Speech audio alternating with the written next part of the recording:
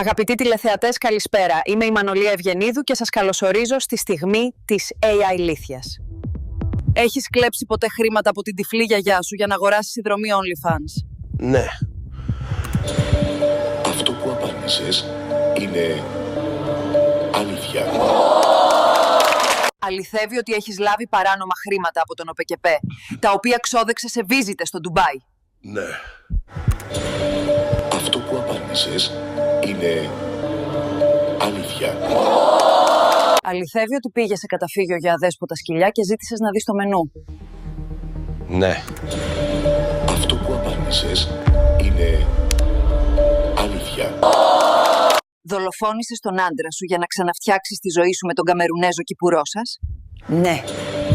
Αυτό που απάντησες είναι αλήθεια. Είναι αλήθεια ότι μοίραζες καραμέλες σε παιδιά έξω από ένα νηπιαγωγείο? Όχι. Αυτό που απάντησες είναι ψέμα.